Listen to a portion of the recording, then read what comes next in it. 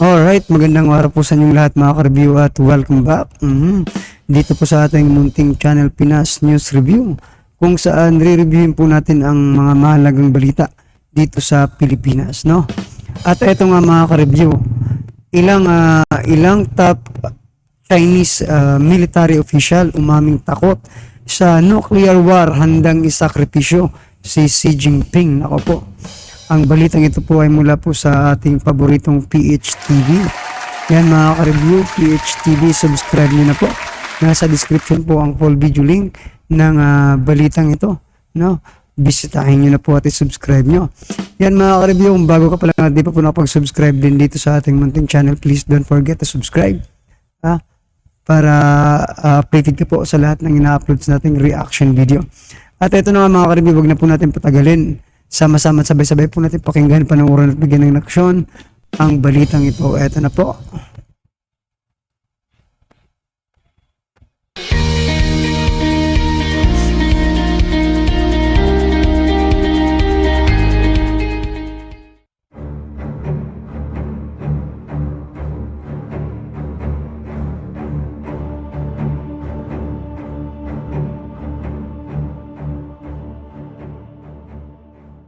Iniulat na isang source na nagpahayag umano ng matinding pangamba ang ilang matataas na opisyal ng People's Liberation Army tungkol sa mga ginagawang agresibong aksyon ngayon ng kanilang gobyerno sa South China Sea at Taiwan Strait.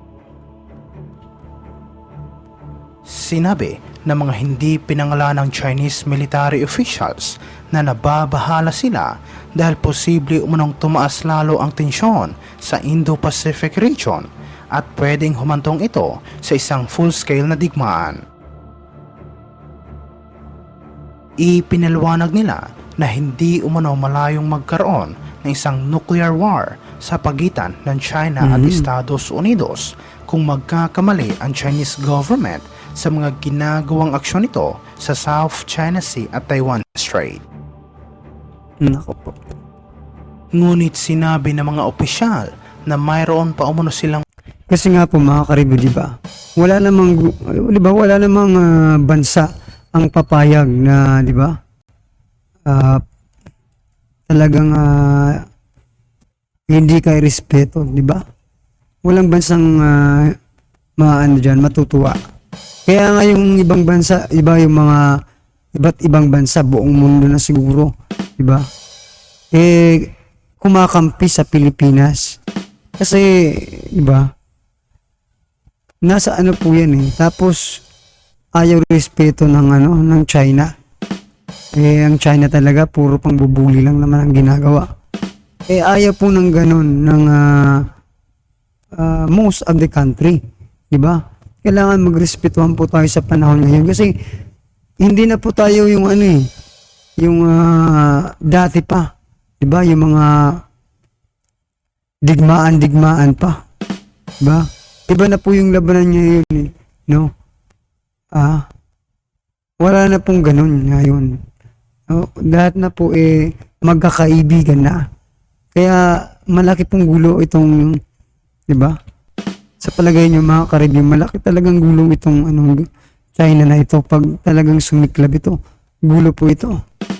Ng Chinese military officials na nababahala sila dahil posible umunong tumaas lalo ang tensyon sa Indo-Pacific region at pwedeng humantong ito sa isang full-scale na digmaan. Ipinaliwanag nila na hindi umano malayong magkaroon ng isang nuclear war sa pagitan ng China at Estados Unidos kung magkakamali ang Chinese government sa mga ginagawang aksyon nito sa South China Sea at Taiwan Strait. Ngunit sinabi ng mga opisyal na mayroon pa umano silang paraan para mapigilan ang isang nuclear war at ito ay sa pamamagitan ng pagsasakripisyo sa kanilang leader na si Chinese President Xi Jinping. Nako yan mga ka-review, nakakagulat po itong ng China. Isasakripisyo daw nila yung kanilang yung kanilang presidente. Anong masasabi niyo dyan mga ka-review? Isasakripisyo si Jinping. O, di ba? Anong kayang klaseng pagsasakripisyo? Tatanggalin ba nila bilang presidente? Or ano, something na sacrifice talaga, ano mga ka-review? Ng pagsasakripisyo sa kanilang leader na si Chinese President Xi Jinping. Iniulat ito matapos sinabi ng isang military official sa Senado ng Armed Forces of the Philippines ay nakahanda kung sakaling magkaroon man ng armadong pag-atake sa tuwing magsasagawa sila ng resupply mission sa West Philippine Sea. Nagbigay ng pahayag si AFP Assistant Deputy Chief of Staff for Operations, Navy Captain Peter de Guzman, matapos tanungin siya ni Senator Bato de la Rosa kung ano ang kanilang magiging tugon kung sakaling lalala ang sitwasyon sa West Philippine Sea. Sinabi ni de Guzman na magiging handa umano ang sandatahang lakas at sa katunayan, mayroon na umano silang contingency plan sa ilalim ng pangangasiwa ng Department of National Defense para sa lahat na maaaring mangyari, lalo na sa tuwing magsasagawa sila ng misyon sa West Philippine Sea. So yan mga ka-review, no? Yung China, takot din pala. Ngayon ko lang na mga ka-review. Takot din pala yung China sa digmaan kasi isipin nyo isasakripisyo nila yung kanilang presidente na si Xi Jinping, di ba? Yung kanilang pinuno, ano ba? Presidente ba yan? Prime Minister, no? So, handa silang, yung mga officials, yung mga military officials, handang isakripisyo. Naku po. Sa Pilipinas ba, kayang gawin yun? Yung isasakripisyo ninyo, yung presidente, para lang sa kapayapaan ng buong mundo. Nako. Sinabi naman ni Senator De La Rosa na kung darating ang panahon, tutulong din umano sila na makipaglaban kasama si Senator Robin Padilla, Senator Tolentino, Senator Jinggoy at Senator Risa Hontiveros at sasamahan nila ang mga sundalo ng bansa. Nabanggit din sa pagdinig ang matagumpay na pagkumpleto ng AFP noong nakaraang linggo sa isa pang resupply mission para sa mga personnel na nakaistasyon sa BRP Sierra Madre sa Ayungin Shoal sa kabila ng panghaharas ng Chinese Coast Guard. Ito na umano ang ikatlong resupply mission na ginawa ng AFP matapos ang insidente noong August 5 na kung saan gumamit ng water cannon ang Chinese Coast Guard labang sa isang supply ship ng Pilipinas. Samantala sa ibang aspeto naman, iniulat na pinaputukan umano ng Philippine Navy ang isang Chinese drone na pinaghihinalaang nagsasagawa ng surveillance sa mga pasilidad at military outpost ng Pilipinas na nasa Pag-asa Island at Ayungin Shoal sa West Philippine Sea. So yan mga ka-review, no, kakaiba na talaga yung the moves ng Pilipinas. Diba? Kung dati, kung dati wala lang, sige lang. Ngayon mga ka-review talagang palaban na po, agresibo na rin po ang Pilipinas ngayon. Kasi isipin nyo yan, drone ng with the US, siyempre kasama na yan, Pilipinas at saka US kasi, diba, mag-alyado. So, kakaiba na po ngayon, kaya itong China siguro ikabado na kasi hindi na talaga sila, diba, kung dati malaya silang gawin kung anong gusto nilang gawin, pero ngayon meron na pong humaharang sa kanila.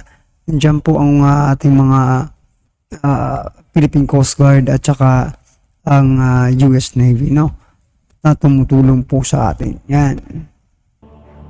Sinabi sa report na na-detect umano ng Philippine Navy gamit ang radar ng BRP Antonio Luna ang nasabing Chinese drone na paikot-ikot sa ibabaw ng kanilang barko, kaya nagdesisyon sila na paputukan ito ng warning shot. Sinabi ng mga opisyal ng Philippine Navy na isa umunong malaking insulto para sa kanila na harap-harapan silang takutin ng Chinese military, kaya ginawa nila kung ano ang nararapat upang maprotektahan din ang kanilang barko at mga personnel. Siyempre mga ka-review, delikado rin yan, no? Yung drone ng China. Nasa ibabaw lang ng barko ninyo.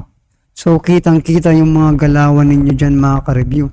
So madali kayong mapipenetrate niyan pag ganyan, di ba? So tama po yung ginawa ng ating mga armed forces, no, mga ka-review, na pinaputukan nila. Kasi kung hindi, di ba, magpapatuloy yun sa pag-i-spy sa kanila. No, alam na alam nila yung ginagawa ng ating mga authorities. So kayo in China, kayo huwag kayong masyadong maging magulang. Matatalino rin ang Pinoy, ha? Akala nyo, kayo lang siguro ang mayroong karapatang magganyan, di ba? Tama po yung ginawa nila. Sa palagay nyo po, mga ka-review, tama po ba? Sinabi naman ng Armed Forces of the Philippines na regular na nagpapatala ang Chinese military ng mga drones sa mga teritoryong kinokontrol ng Pilipinas at malinaw umano na nagsasagawa ang mga ito ng surveillance. Iniulat ito matapos sinabi ni Philippine Ambassador to the US na si Jose Manuel Romualdez na ang pinaigting na ugnayan sa pagitan ng Pilipinas at Estados Unidos ay nararapat dahil bahagi ito ng defense strategy ng gobyerno laban sa mga mapang-aping bansa. Sa isang panayam sa media, sinabi ni Ambassador Romualdez ng US government ay patuloy na nag-aalok ng tinatawag na ironclad support at commitment sa Pilipinas sa iba't ibang larangan at pamamaraan mula panahong administrasyon ni US President Donald Trump. Sinabi niya na mas pinalakas ng gobyerno ang pakikipagtulungan sa Estados Unidos. Mas malinaw na rin umano ang ugnayan sa pagitan ng dalawang bansa at ito ay bahagi rin ng defense strategy ng Pilipinas. Anya na hindi umano maiwasan ng dalawang bansa ang mga pagdududa noon, ngunit ngayon ay malinaw na naka-align ang gobyerno sa interes ng Estados Unidos na kung saan labanan ang mga ginagawang pang-aapi ng komunistang bansa at sa tingin niya na tama ang ginagawa nilang hakbang ngayon. Ipinaliwanag ng ambassador na si dating Pangulong Rodrigo Duterte ay may sariling brand ng foreign policy na kung saan lumapit siya sa China upang makahanap ng mapayapang paraan sa pagtugon sa issue sa pagitan ng bansa at ng Beijing. Ngunit sinabi ng mga eksperto na ito ay lubos na nagpahina sa posisyon ng Pilipinas. Anya na nagkaroon umano ng kaunting pag-asa na titigil ang mga Chinese at sa katunayan nagkaroon ng kasunduan na hindi nila gagalawin ang Ayungin Shoal, ngunit ngayon malinaw umano na hindi ito gumana.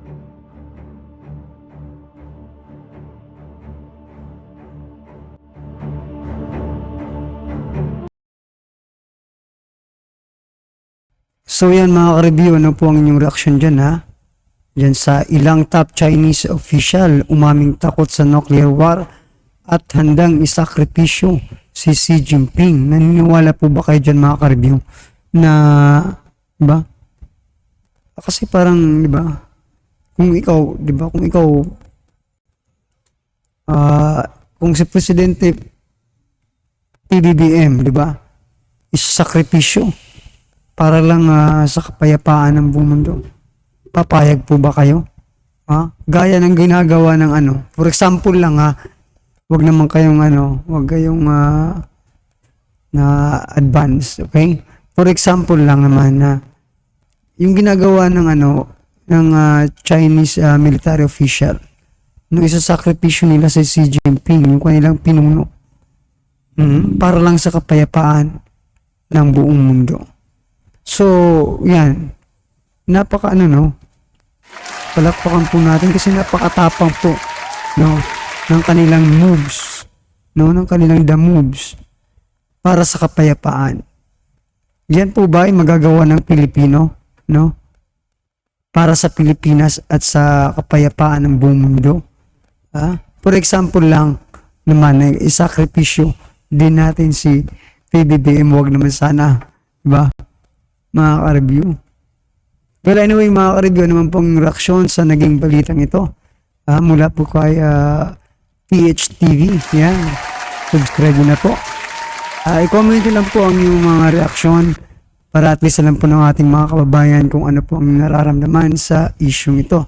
Alright? Yan mga ka-review, kung bago ka pa lang at di pa po napag-subscribe sa ating munting channel, please don't forget to subscribe. At i-click na rin po ang bell notification para updated po kayo sa lahat ng ina-upload sa ating reaction video.